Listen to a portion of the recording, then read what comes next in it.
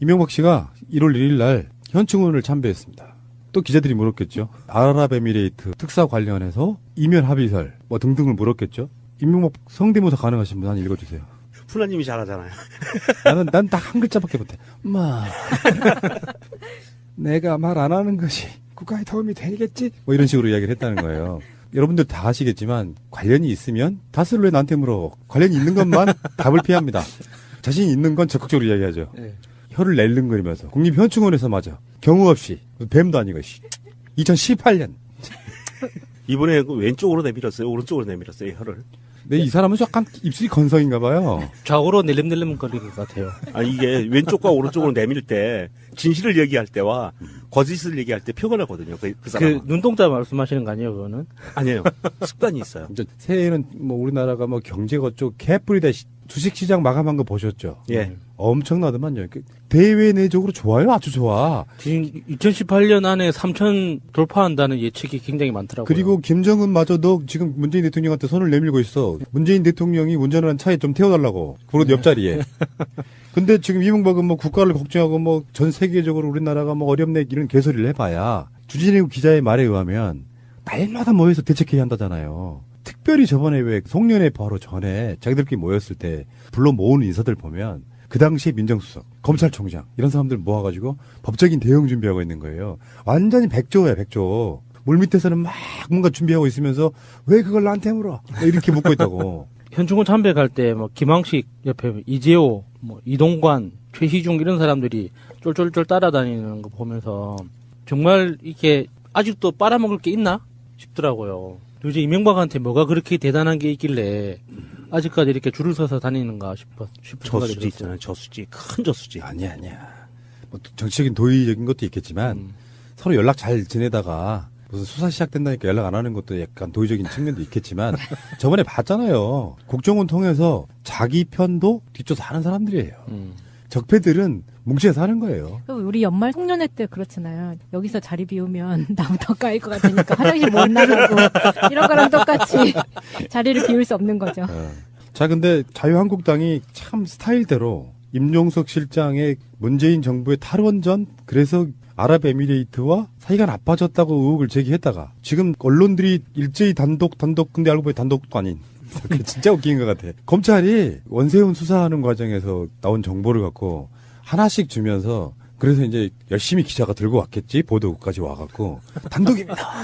방송을 냈는데 방송사 서너 개가 다 단독이라고 똑같은 얘기를 하고 있어요. 이게 뭐니 이게. 말하는 순간은 나만 단독 이런 거. 근데 어쨌든 간에 그렇게 이제 보도가 쏟아지니까 완전히 이게 반전이 됐어요. 이 사건 자체는. 그러니까 핵 폐기물 한국이 가져온다. 이면 합의. 근데 하나가 더 중요한 게 있더만요. 그게 아크부대 방문한 거랑 연관이 있는데 아랍에미레이트한테 우리나라의 특수부대인 문재인 대통령의 출신이기도 한 특전사에서 아랍에미레이트 군인들한테 군사적인 기술, 교본, 전술 이런 거를 가르치는 그런 용도로 그쪽에 지금 가 있는 거잖아요. 아크부대가 한 150명이. 그 우리나라 그 특전 무술? 그 굉장히 세다고 알려져 있잖아요.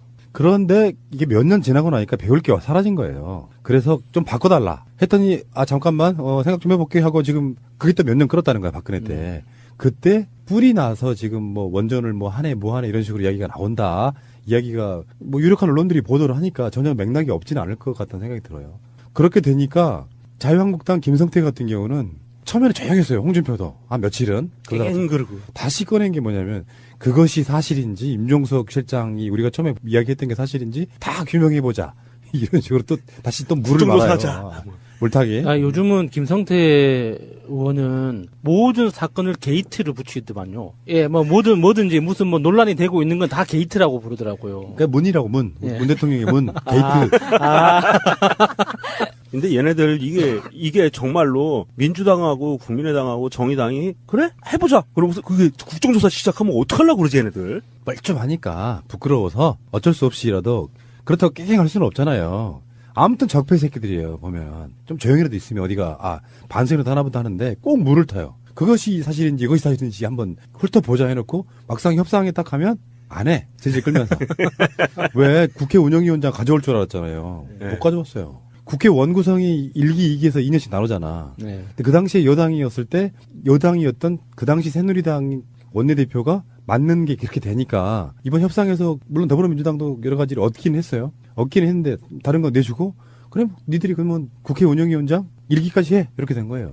그거는 그러니까 저번에 명동님도 한번 말씀하셨지만 국회의원들이 잘못한 거고 기본적으로 국회 운영 시스템에 대해서 법률로 규정을 안 해놨기 때문에 이런 사태가 생기는 건데 이 이번에 자유한국당의 양아치 짓이 사실 상상을 넘는 도를 지나쳐도 너무 한참 지나친 거예요. 대한민국 국회가 만들어진 이래로 그런 지금 이런 양아치 짓을 하는 걸 본 적이 없거든요. 항상 그 국회의원들끼리는 그 선수들 사이에서의 선수들끼리의 룰이 있었기 때문에 그 룰에 따라서 지금까지 싸우더라도 그 룰은 지키면서 왔는데 이번에 자유한국당은 그것도 완전히 깡그리 무시하는 거예요. 그러니까 지금 이 어떻게 대응할 방법이 없는 거죠. 양아치 짓을 해도 정도가 있지. 자, 어쨌든 뭐 그런 상황이고요. 결국엔 이명박이 저질러 놓은 일들이 다 비밀리에 붙여질 것 같았지만 지금 다 드러나고 있는데 핵폐기물을 한국으로 가져온다. 이게 사실이라면.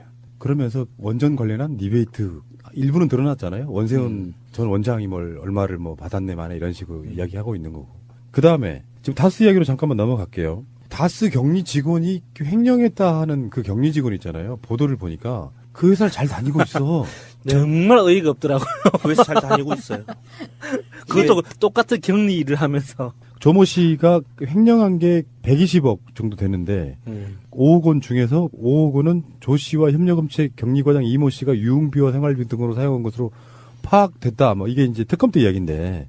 근데 이 사람이 세상에 회사에서 돈을 100억이 넘는 돈을 횡령한 사람인데 회사도 다니고 있고 처벌도 안 받아. 회사가 명절 때마다 선물 같은 거 싸들고 들어가. 이게 정말 웃기는 상황인 게 이게 여기 나온 협력업체 격리과장 이모 씨라는 사람이 누구냐 하면 이 조 씨한테 다스 격리 직원 조 씨가 그 비자금을 형성하는 임무를 받았을 때 이 협력업체 격리과장 이모 씨 이 사람이 자기들 가족의 명의를 동원해서 계좌를 만든 거예요. 아, 차명 계좌를 제공해 준 사람이에요. 예, 이 사람이에요. 그래서 이 공범들이거든요. 근데 처벌은 안 받아요. 그러니까 정호영 특검도 희한하죠. 격리팀 그 여직원 조모 씨의 개인 비리로 결론을 내렸는데 처벌은 안 해. 그러니까. 그리고 회사도 처벌을 안 해. 120억은 받아서 그나마 줘서 감사합니다. 그러고 처벌 안 하나? 그러면 썼다고 하는 5억 원은 그냥 수고비였을까요? 이자였다잖아요. 커미션이라고 이자. 봐야죠. 원래 한 110억에 15억 이자가 붙어가지고 그 125억이 됐는데 그 15억 이자 중에 5억을 쓴 거라고 하니까 원래 없던 돈이라서 봐줬나 봐요. 그 와중에 광물자원공사 이게 이제 이명박의 자원외교의 전진기지 그렇죠. 예. 파산인 기회 지금 투자를 47억 달러 했고요. 이게 우리나라 돈으로 얼마쯤 돼요? 47억 달러면 4조, 4조 5조 정도 되는 거네요. 근데 회수액은 4.6억 달러예요. 10%도 안 되네요. 네.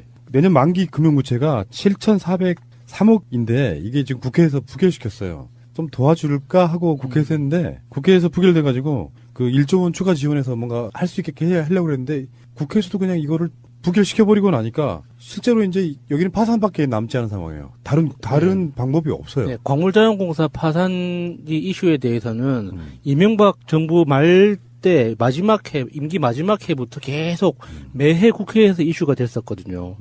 그래서 이 일종의 이제 그 수액 꽂아주는 것처럼 자본금을 2천억씩, 3천억씩, 많을 때는 5천억씩 계속 유상증자를 하면서 버텨왔어요. 그래서 그 여신 금액을 이제 예를 들어서 자본금을 3천억 증자를 하면 여신 금액을 5천억 올려서 이제 전체 유동성을 유지시키는 방식으로 매해 버텨왔거든요. 그래서 2013년, 2014년, 2015년 이때도 항상 예산 전국에서 항상 5천억씩 증자를 해야 된다고 정말 눈물로 호소를 했었어요. 이게 직원들을, 그러니까 노조도, 왜냐면 자기들 직장이 걸려있는 문제이기 때문에 노조도 그러니까 협조할 수밖에 없거든요. 그러니까 회사 사장들부터 노조 막내까지 국회에 와가지고 거의 눈물을 글썽이면서 막 빌어요. 안 그러면 우리들 굶어 죽는다고. 그래서 이게 원래 이제 광물자원공사가 5천억을 신청을 하면 2천억으로 이렇게 조정해서 예산을 올리고 이런 방식으로 했는데 요번에 진짜 과감하게 이렇게 인정해서는 안 된다. 왜냐면은 이명박이 처음에 꽂았던 그 자주개발률이라는 지수가 있어요. 그러니까 원래 교과서상 자주 개발률이라는 건 우리가 자원이 없잖아요, 대한민국은. 그래서 해외에서 자원을 개발해서 가지고 들어오는 비율이 얼만가에 대해서 평가를 하겠다라는 건데 실제로는 금융 수익률이 얼만가를 가지고 평가를 한 거죠. 그래서 일종의 헤지펀드 투자를 했던 거예요. 그래서 이게 우리는 헤지펀드 투자에 대한 경험이 없잖아요. 그리고 헤지펀드라고 그냥 명목상으로 그러니까 간판 헤지펀드라고 딱 놓고 들어가면은 악랄하게 수익률을 가져올 수 있을 텐데 이거는 국가 그 공기업이 공적으로 투자를 하는 거기 때문에 헤지펀드처럼 움직이지를 못했던 거예요.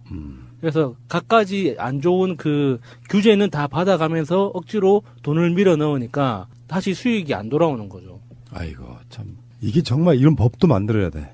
그게 모든 게 정책 실패로 몰아가면 어떤 대통령이 나쁜 의도를 갖고 있는 사람들이 왔을 때 이게 그렇잖아요.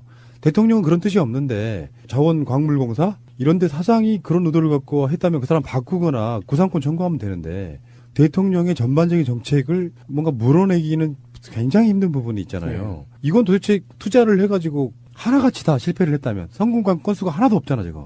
이거는 뭔가 특별법을 만들어서 조사해야 된다고 보거든요. 10%? 투자한 돈의 10%만 건져?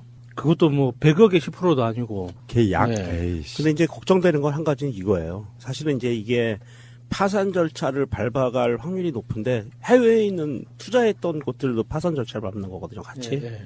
그랬을 때 쟤네들이 저질렀던 일들에 은닉되는 부분들, 증거가 은닉될 수 있는 위험성들도 있고요. 그리고 사실은 아까도 야수님도 얘기했지만 광물공사 막내까지 와서 눈물을 글썽이면서 빌었다고 그러는데 광물자원공사에 있는 그 책임 있는 사람들을 양심선언한 사람 한 명도 없어요. 여기서는 돈만 대주는 용도의 뭐 그런 역할을 한 것 같고 실제로 나머지 아까 말한 10%밖에 안 남았는데 90%를 누가 가져갔느냐 그걸 파야 되는데 말이죠. 그렇죠. 이거 광물자원이라는 거의 특징이 그러니까 석유도 마찬가지지만 우리가 1조 원을 어떤 나라에 예를 들어서 이라크에 1조 원을 투자했다고 쳐요. 그러면 1조 원어치 기름을 가지고 나올 수 있느냐 그게 불가능하거든요. 대부분의 자원들은 국외 반출이 금지돼 있기 때문에 우리가 투자를 했다고 해서 그 자원을 가지고 나올 수 있는 게 아니에요. 그래서 돈으로 받는단 말이죠. 결국엔 그 돈으로 또 돈을 주고 사야 돼요. 그러니까 자주개발률이라는 이 평가 지수 자체가 굉장히 그 허상인 거죠. 이명박 씨가 1월 1일 날 현충원을 참배했습니다. 또 기자들이 물었겠죠. 아랍에미레이트 특사 관련해서 이면 합의설 뭐 등등을 물었겠죠. 이명박 성대모사 가능하신 분 한 읽어주세요. 푸나님이 잘하잖아요. 난 딱 한 글자밖에 못해. 내가 말 안 하는 것이 국가에 도움이 되겠지? 뭐 이런 식으로 이야기를 했다는 거예요. 여러분들 다 아시겠지만 관련이 있으면 다스를 왜 나한테 물어. 관련이 있는 것만 답을 피합니다. 자신 있는 건 적극적으로 이야기하죠. 네. 혀를 낼름거리면서 국립현충원에서 맞아. 경우 없이 뱀도 아니고 2018년. 이번에 그 왼쪽으로 내밀었어요. 오른쪽으로 내밀었어요. 혀를. 근데 이 사람은 약간 입술이 건성인가 봐요. 좌우로 낼름낼름거리는 것 같아요. 아 이게 왼쪽과 오른쪽으로 내밀 때 진실을 얘기할 때와 거짓을 얘기할 때 표가 나거든요. 그 사람은. 그 눈동자 말씀하시는 거 아니에요, 그거는? 아니에요. 습관이 있어요. 이제 새해에는 뭐 우리나라가 뭐 경제가 어쩌고 개뿌리다 주식시장 마감한 거 보셨죠? 예. 엄청나더만요. 대외 내적으로 좋아요, 아주 좋아. 지금 2018년 안에 3천 돌파한다는 예측이 굉장히 많더라고요. 그리고 김정은마저도 지금 문재인 대통령한테 손을 내밀고 있어. 문재인 대통령이 운전을 한 차에 좀 태워달라고. 그리고 옆자리에. 근데 지금 이명박은 뭐 국가를 걱정하고 뭐 전 세계적으로 우리나라가 뭐 어렵네 이런 개소리를 해봐야 주진우 기자의 말에 의하면 날마다 모여서 대책회의 한다잖아요. 특별히 저번에 왜 송년회 바로 전에 자기들끼리 모였을 때 불러 모은 인사들 보면 그 당시에 민정수석, 검찰총장 이런 사람들 모아가지고 법적인 대응 준비하고 있는 거예요. 완전히 백조야 백조. 물밑에서는 막 뭔가 준비하고 있으면서 왜 그걸 나한테 물어? 이렇게 묻고 있다고. 현충원 참배 갈 때 뭐 김황식 옆에 이재호, 뭐 이동관, 최시중 이런 사람들이 쫄쫄쫄 따라다니는 거 보면서 정말 이게 아직도 빨아먹을 게 있나 싶더라고요. 요즘 이명박한테 뭐가 그렇게 대단한 게 있길래 아직까지 이렇게 줄을 서서 다니는가 싶은 생각이 저수지 들었어요. 있잖아요. 저수지. 큰 저수지. 아니야. 뭐 정치적인 도의적인 것들 회수액은 4.6억 달러예요. 10%도 안 되네요. 네. 내년 만기 금융부채가 7,403억인데 이게 지금 국회에서 부결시켰어요. 좀 도와줄까 하고 국회에서 했는데 국회에서 부결돼가지고 그 1조 원 추가 지원해서 뭔가 할 수 있게 하려고 그랬는데 국회에서도 그냥 이거를 부결시켜버리고 나니까 실제로 이제 여기는 파산밖에 남지 않은 상황이에요. 다른 방법이 없어요. 네, 광물자원공사 파산 이슈에 대해서는 이명박 정부 말 때 임기 마지막 해부터 계속 매해 국회에서 이슈가 됐었거든요. 그래서 이 일종의 이제 그 수액 꽂아주는 것처럼 자본금을 2천억씩, 3천억씩, 많을 때는 5천억씩 계속 유상 증자를 하면서 버텨왔어요. 그래서 그 여신 금액을 이제 예를 들어서 자본금을 3천억 증자를 하면 여신 금액을 5천억 올려서 이제 전체 유동성을 유지시키는 방식으로 매해 버텨왔거든요. 그래서 2013년, 2014년, 2015년 이때도 항상 예산 전국에서 항상 5천억씩 증자를 해야 된다고 정말 눈물로 호소를 했었어요. 이게 직원들을, 그러니까 노조도, 왜냐하면 자기들 직장에 걸려있는 문제이기 때문에 노조도 그러니까 협조할 수밖에 없거든요. 그러니까 회사 사장들부터 노조 막내까지 국회에 와가지고 거의 눈물을 글썽이면서 막 빌어요. 안 그러면 우리들 굶어 죽는다고. 그래서 이게 원래 이제 광물자원공사가 5천억을 신청을 하면 2천억으로 이렇게 조정해서 예산을 올리고 이런 방식으로 했는데 요번에 진짜 과감하게 이렇게 인장해서는 안 된다. 왜냐면은 이명박이 처음에 꽂았던 자주개발률이라는 지수가 있어요.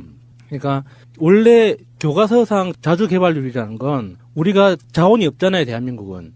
그래서 해외에서 자원을 개발해서 가지고 들어오는 비율이 얼마인가에 대해서 평가를 하겠다라는 건데. 있겠지만 서로 연락 잘 지내다가 무슨 수사 시작된다니까 연락 안 하는 것도 약간 도의적인 측면도 있겠지만 저번에 봤잖아요. 국정원 통해서 자기 편도 뒷조사 하는 사람들이에요. 적폐들은 뭉치에서 하는 거예요. 우리 연말 송년회 때 그렇잖아요. 여기서 자리 비우면 나부터 까일 것 같으니까 화장실 못 나가고 이런 거랑 똑같이 자리를 비울 수 없는 거죠.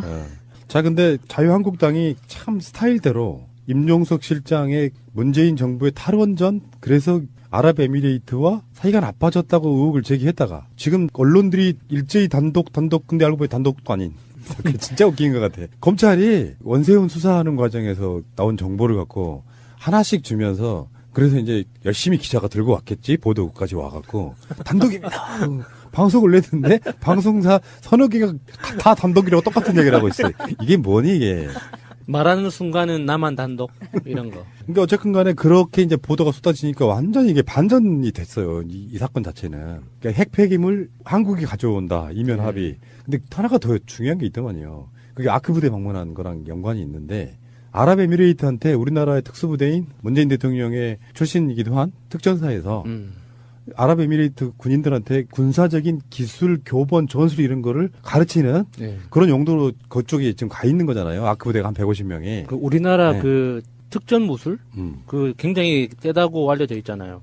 그런데 이게 몇 년 지나고 나니까 배울 게 사라진 거예요. 그래서 좀 바꿔달라 했더니 잠깐만 생각 좀 해볼게 하고 지금 그게 또 몇 년 끌었다는 거야, 박근혜 때. 그때 뿔이 나서 지금 뭐 원전을 한 해 이런 식으로 이야기가 나온다. 이야기가 유력한 언론들이 보도를 하니까 전혀 맥락이 없지는 않을 것 같다는 생각이 들어요. 그렇게 되니까 자유한국당 김성태 같은 경우는 처음에는 조용했어요. 홍준표도 한 며칠은. 그러고 다시 꺼낸 게 뭐냐면 그것이 사실인지 임종석 실장이 우리가 처음에 이야기했던 게 사실인지 다 규명해보자. 이게 사실이라면. 그러면서 원전 관련한 리베이트 일부는 드러났잖아요. 원세훈 전 원장이 얼마를 받았네 만에 이런 식으로 이야기하고 있는 거고. 그 다음에 지금 다스 이야기로 잠깐만 넘어갈게요. 다스 격리 직원이 횡령했다 하는 그 격리 직원 있잖아요. 보도를 보니까 그 회사를 잘 다니고 있어. 정말 어이가 없더라고요. 그 회사 잘 다니고 있어요. 그것도 똑같은 격리 일을 하면서. 조모 씨가 횡령한 게 120억 정도 되는데 5억 원 중에서 5억 원은 조 씨와 협력업체 격리과장 이모 씨가 유흥비와 생활비 등으로 사용한 것으로 파악됐다. 이게 이제 특검 때 이야기인데. 근데 이 사람이 세상에 회사에서 돈을 100억이 넘는 돈을 횡령한 사람인데 회사도 다니고 있고 처벌도 안 받아. 회사가 명절 때마다 선물 같은 거 싸들고 들어가. 이게 정말 웃기는 상황인 게 이게 여기 나온 협력업체 격리과장 이모 씨라는 사람이 누구냐 하면 이 조 씨한테 다스 격리 직원 조 씨가 그 비자금을 형성하는 임무를 받았을 때 이 협력업체 경리과장 이모 씨 이 사람이 자기들 가족의 명의를 동원해서 계좌를 만든 거예요. 아, 차명 계좌를 제공해 준 사람이. 예, 이 사람이에요. 그래서 이 공범들이거든요. 근데 처벌은 안 받아요. 그러니까 와. 정호영 특검도 희한하죠. 경리팀 그 여직원 조모 씨의 개인 비리로 결론을 내렸는데 처벌은 안 해. 그러니까. 그리고 회사도 처벌을 안 해. 120억은 받아서 그래, 그나마 줘서 감사합니다. 그러고 처벌 안 하나? 그러면 썼다고 하는 5억 원은 그냥 수고비였을까요? 이자였다잖아요. 커미션이라고 이자. 봐야죠. 오늘 한 110억에 15억 이자가 붙어가지고 그게 125억이 됐는데 그 15억 이자 중에 5억을 쓴 거라고 하니까 원래 없던 돈이라서 봐줬나 봐요. 그 와중에 광물자원공사 이게 이제 이명박의 자원외교의 전진기지 그렇죠. 예. 파산이기에 지금 투자를 47억 달러 했고요. 이게 우리나라 돈으로 얼마쯤 돼요? 47억 달러면 4조, 4조 5조 정도 되는 거네요. 이런 식으로 또 다시 또 그 물을 정도 말아요. 사자. 물타기. 아, 요즘은 김성태 의원은 모든 사건을 게이트를 붙이더만요. 예, 뭐 뭐든지 무슨 뭐 논란이 되고 있는 건 다 게이트라고 부르더라고요. 그러니까 문이라고 문. 예. 문 대통령의 문. 게이트. 근데 얘네들 이게 정말로 민주당하고 국민의당하고 정의당이 그래? 해보자. 그러고서 그게 국정조사 시작하면 어떡하려고 그러지 얘네들. 뻘쭘하니까 부끄러워서 어쩔 수 없이라도 그렇다고 깽깽할 수는 없잖아요. 아무튼 적폐 새끼들이에요. 보면 좀 조용히라도 있으면 어디가 반성이라도 하나보다 하는데 꼭 물을 타요. 그것이 사실인지 이것이 사실인지 한번 훑어보자 해놓고 막상 협상에 딱 하면 안 해. 질질 끌면서. 왜 국회 운영위원장 가져올 줄 알았잖아요. 네. 못 가져왔어요. 국회 원구성이 1기, 2기에서 2년씩 나누잖아. 네. 근데 그 당시에 여당이었을 때 여당이었던 그 당시 새누리당 원내대표가 맞는 게 그렇게 되니까 이번 협상에서 물론 더불어민주당도 여러 가지를 얻긴 했어요. 얻긴 했는데 다른 거 내주고 그래 니들이 그러면 국회 운영위원장 1기까지 해 이렇게 된 거예요. 그거는 그러니까 저번에 명종님도 한번 말씀하셨지만 국회의원들이 잘못한 거고 기본적으로 국회 운영 시스템에 대해서 법률로 규정을 안 해놨기 때문에 이런 사태가 생기는 건데 이 이번에 자유한국당의 양아치 짓이 사실 상상을 넘는 도를 지나쳐도 너무 한참 지나친 거예요. 대한민국 국회가 만들어진 이래로 그런 지금 이런 양아치 짓을 하는 걸 본 적이 없거든요. 항상 그 국회의원들끼리는 그 선수들 사이에서의 선수들끼리의 룰이 있었기 때문에 그 룰에 따라서 지금까지 싸우더라도 그 룰은 지키면서 왔는데 이번에 자유한국당은 그것도 완전히 깡그리 무시하는 거예요. 그러니까 지금 이 어떻게 대응할 방법이 없는 거죠. 양아치 짓을 해도 정도가 있지. 자 어쨌든 뭐 그런 상황이고요. 결국엔 이명박이 저질러 놓은 일들이 다 비밀리에 붙여질 것 같았지만 지금 다 드러나고 있는데 핵폐기물을 한국으로 가져온다.